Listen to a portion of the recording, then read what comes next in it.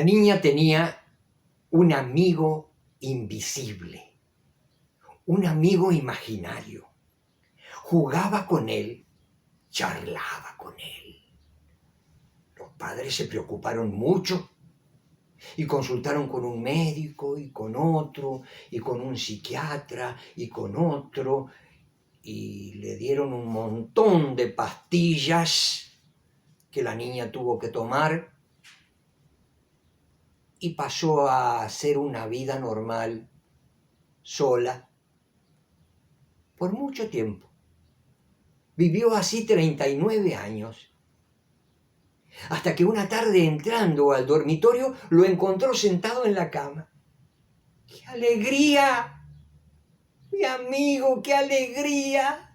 ¿Dónde has estado tanto tiempo?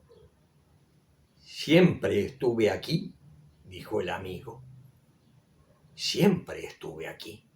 ¿Y entonces por qué no te veía? Porque entonces estabas viva, dijo él, y se abrazaron como nunca.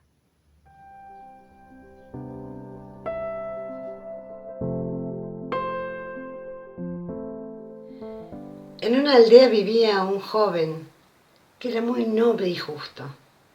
Él estaba enamorado de una doncella que era blanca como la leche y tan hermosa como vanidosa. El muchacho tenía la cara cruzada de cicatrices y la doncella le exigía que para hablar de noviazgo se borrara todas las cicatrices de la cara. Así que el joven se pasaba noches enteras pensando cómo hacerlo. Una noche se recostó bajo un árbol en el bosque, pensando cómo hacer para borrar su cicatriz, y en ese momento escuchó que se acercaba una carreta arrastrada por un mulo. Frenó, de la carreta bajó un hombre, se puso a prender fuego, se puso a asar un pollo, y en un movimiento de mano convirtió al mulo en un hombre. El joven se refregó los ojos porque no podía creer lo que estaba viendo. Y se acercó a ellos y les dijo, ¿cómo hizo eso? Lo que pasa es que a la hora de la cena a mí no me gusta cenar solo y siempre me gusta tener a alguien con quien conversar. Así que seguidamente volvió a hacer un movimiento con sus manos y el hombre volvió a ser mulo. Ahora ya tengo con quien compartir mi cena, así que siéntate, le dice el mago. El joven lo único que tenía en su cabeza era poder quitarse las cicatrices de su cara. Así que se acercó a la luz del fuego y le mostró su cara y le dijo, o sea que con tu magia me podrías sacar esta cicatriz.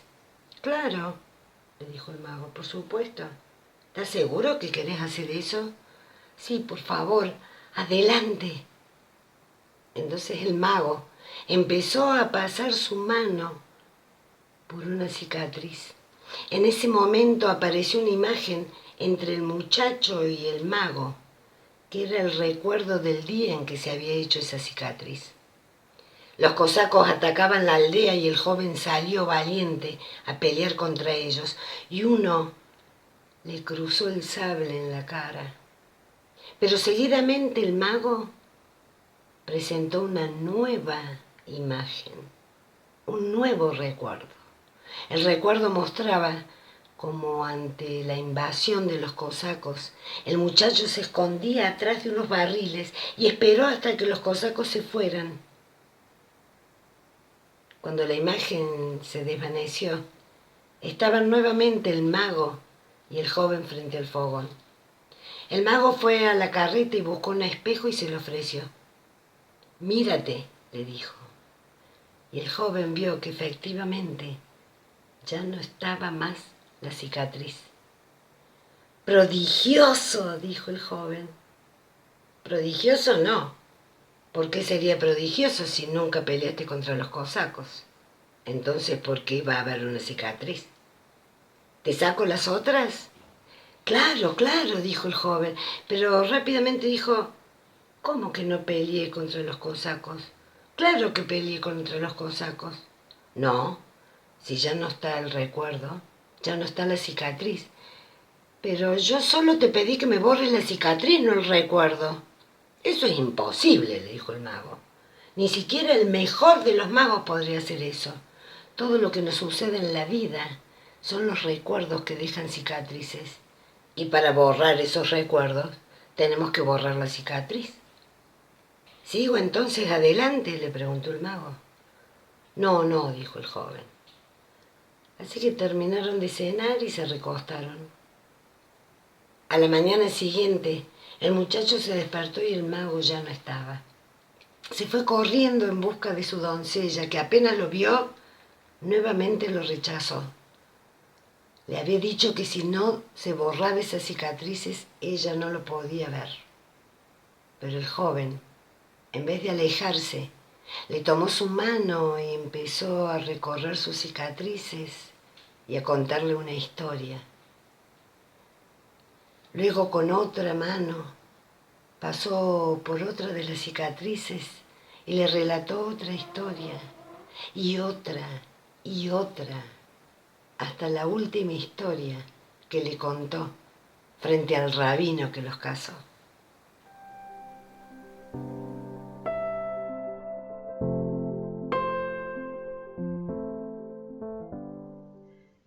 El enano campanita, duendecito pícaro, ayer hizo con su pipa una pompa de jabón. En el jardín de mi casa había un duende que con su pipa fabricaba pompas de jabón. Y luego, sopla, sopla, que soplaba, sopla, sopla, que sopló. Las pompas se elevaban y él continuaba soplando. Y cuando la pompa llegaba al cielo, se convertía en estrella. Yo entré rápidamente a mi casa y les conté a mis papis que en el patio había un duende que con una pipa fabricaba pompas de jabón y se convertían en estrellas. Pero mis papis me dijeron que no podía ser, porque en realidad las estrellas eran astros que estaban en el cielo desde hace millones y millones de años. Al día siguiente fui y le conté a la señora que en el patio de mi casa había un duende que con una pipa fabrica. Y la señora me dijo que no podía ser, porque las estrellas eran cuerpos celestes que titilaban desde el cielo, desde hace millones de... Yo crecí, y luego vino Don Google, y yo... ¿Y qué me dijo Don Google? Que las estrellas eran esferoides, que luminosos, con el plasma, que gracias a la gravedad mantenían su forma y...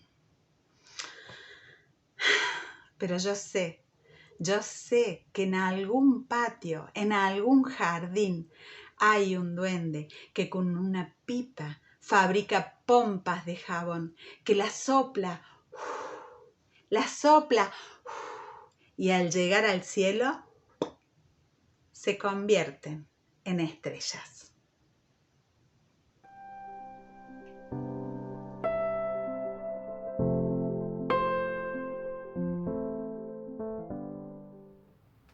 Las abuelas suelen ser señoras muy sabias. También es cierto que suelen decir cosas a veces extrañas, como sentate derecho, o no salgas sin abrigarte, o esas cosas, esos consejos de abuela. Pero sin embargo, hay que hacerle caso a la abuela, porque a veces hasta te puede salvar la vida. Yo tendría que haberle hecho caso a mi abuela. Con mi abuela los miércoles siempre barremos. Me acuerdo que era miércoles cuando ocurrió esto, porque era justamente el día que barríamos. Ella la cocina y yo la sala. Y justo estaba terminando de barrer, la abuela había dicho cosas como, entre otras, esa ropa no te queda. Y habrá sido por eso que en realidad me olvidé de lo último que me había dicho. Me olvidé porque a mí la ropa que yo tenía puesta me gustaba. Y me había olvidado que ella, la última frasecita que me dijo antes de ir a barrer fue: no hay que esconder los problemas bajo la alfombra. Estaba yo en la sala, barrí todo y justo cuando voy a ir a la cocina, veo aquella maldita pelusa debajo del sillón. Entonces rápidamente la agarré con la escoba y levanté la alfombra y abajo de la alfombra. A la semana siguiente volví a barrer la sala. La abuela en ese momento había dicho varias cosas como perro que ladra no muerde, ese tipo de cosas, y además había preguntado: ¿y el pastel? ¿Dónde está el pastel? Empecé a barrer la sala y vi el caminito de miguitas de pastel que iban justo a la esquinita donde había guardado la bolita de polvo, la pelusa. Fui barriendo y levanté. Y cuando levanté la alfombra, me encontré una maraña de pelos, de migas de pastel y un par de ojos rojos que me miraban con odio. Solté la alfombra enseguida. Y agarré y levanté un poco la mesa y puse la pata de la mesa arriba de la alfombra. Pareció no pasar nada. Así que me fui rapidito. Durante esa semana no pasó nada. El miércoles siguiente, cuando voy otra vez a barrer la sala, la abuela dice: perro que ladra no muerde. Y dice: ¿dónde está la comida del gato? Y entonces cuando fui barriendo, me doy cuenta que empieza a crecer un poco el bulto de la pelusa con ojos. Y entonces veo también restos de la comida del gato. Y cuando levanto la alfombra, espantado veo que la pelusa se ha convertido en prácticamente un demonio con ojos rojos muy grandes y es un bollo de pelos, migas, huesos de pollo e incluso comida del gato. Solté la alfombra otra vez y dije: tengo que solucionar esto. Entonces agarré y corrí con toda mi fuerza a la biblioteca y la chanté arriba del bulto. El bulto gruñó un poco, pero se quedó quieto. La semana siguiente no pasó nada. Pero a la siguiente semana, el miércoles, cuando voy a barrer, la abuela volvió a decir alguna de sus frases y finalmente dijo: ¿dónde está el gato? Y yo cuando empecé a barrer, empecé a ver los pelos del gato. Y empecé a ver que los pelos del gato me dirigían directamente a donde estaba la bola maligna, la pelusa maligna. Levanté y ahí vi un monstruo de pelos de gato, de huesos de pollo de gato, de migas, y solté. Pero cuando solté la alfombra, el monstruo espantoso me quiso agarrar la pierna para comerme a mí, y entonces ahí yo a los escobazos lo pude soltarme y a pleno sillazo logré que se metiera dentro otra vez de la alfombra. Y ahí me acordé de otra frase que la abuela me había dicho siempre: no dejes para mañana lo que puedas hacer hoy. Y entonces ahí, luchando con la fiera, se me ocurrió que sería bueno volver a ver a la abuela. Y le dije: abuela, ¿podés venir a la sala un minuto?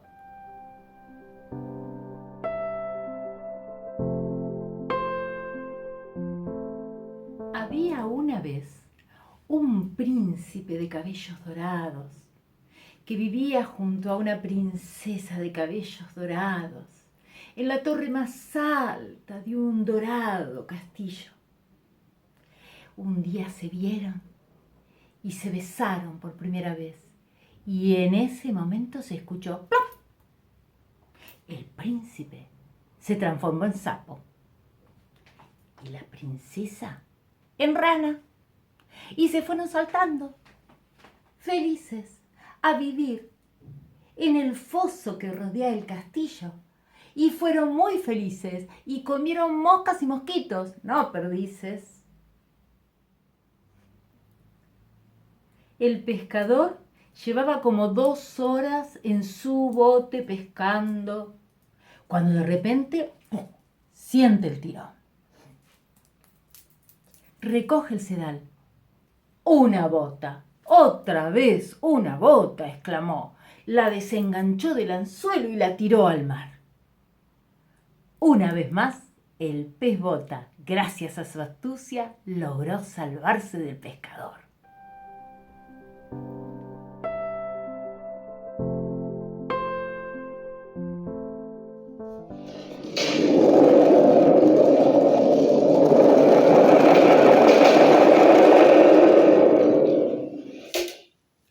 Hola, soy Alejandra Oliver Gulle y les traigo los cuentos de la mano negra. Uno de ellos es este que me contó mi abuela hace muchos años y que no he olvidado, y para eso se los cuento, para que ustedes tampoco lo olviden, porque eso pasa cuando los cuentos no son olvidados y son contados y contados y contados. Reviven y se quedan en este mundo para siempre, cada vez más lindos, más gordos, más llenos de historias y de vida. Esta historia se trata de Pedro Ángel. Pedro Ángel es un chico de más o menos 11, 12 años, y a él le pasaron unas cosas porque le gustaban mucho las leyendas urbanas y cuando uno las lee, las siente como propias, pero esta le pasó a él de verdad. Resulta que una noche llama el abuelito. La mamá había viajado días antes para cuidarlo porque estaba enfermo, pero el papá de Pedro Ángel esa noche recibió el llamado del abuelo, que viajaran urgente, que la mamá se había caído y que necesitaba que la viera un médico. Entonces emprendieron velozmente la partida para llegar pronto, y mientras iban y el cielo estaba estrellado y la carretera limpia y con un olor a primavera, ellos recordaban lo que el abuelo siempre les decía: vayan por la ruta, pero tengan cuidado. Cuando doblen para la carretera de tierra que lleva a mi casa, tengan mucho cuidado. Ojo, no se detengan. No se detengan, pase lo que pase, no se detengan. Vean lo que vean, no se detengan. Y bueno, ahí estaban, justo atravesando la carretera y teniendo que girar para tomar la ruta de tierra que llevaba a la casa del abuelo. Y ellos sintieron como el aire se enrarecía, como el cielo se encapotaba de pronto, como algo los inquietaba, algo que no sabían qué era. Y entonces allí las vieron. Eran 3 mujeres que estaban paradas en la ruta, una mayor y 2 más chicas, así, con las manos diciendo: ¡alto, alto, alto! Entonces el papá de Pedro Ángel se aferró al volante y cerró los ojos y apretó el acelerador porque sabía que no debía detenerse, porque el abuelo ya se los había recomendado hasta el cansancio. Pedro Ángel también cerró los ojos y cuando ambos los abrieron, pudieron escuchar que detrás había gente sentada en el coche. No eran 2 respiraciones las que escuchaban, había mucho más de 2. Y Pedro Ángel miró por el rabillo del ojo a su papá, que se aferraba mucho más al volante y no perdía la mirada. En el horizonte. Había clavado sus ojos, pero atrás había gente. Y entonces Pedro Ángel dio vuelta la cabeza muy despacito y las vio. Eran 3 mujeres, una mayor y 2 más pequeñas. Y entonces, así con el corazón que parecía que se le iba a salir del pecho, escuchó como las mujeres decían: allí, en la curva, allí nos bajamos nosotras. El papá de Pedro Ángel atinó a frenar y los 2, sin mirar atrás, escucharon cómo se abrían ambas puertas traseras y cómo se cerraban bruscamente. El papá de Pedro Ángel arrancó como pudo y puso el acelerador al máximo, sin perder la mirada fija en la ruta. Cuando llegaron a la casa, el abuelo vio y entendió cuando vio las caras lo que había pasado. Les dio un vaso de leche tibia y supuso que nadie quería volver a salir esa noche. A la mañana siguiente, cuando emprendieron el viaje de regreso, pudieron ver, cuando llegaron a la curva, al costado de la carretera, 3 cruces blancas, una más grande y 2 más pequeñas. Esas tumbas están todavía ahí, para que el que pase las vea, para el que pase y recuerde esta historia, sepa que de noche, por ese camino, no hay que andar.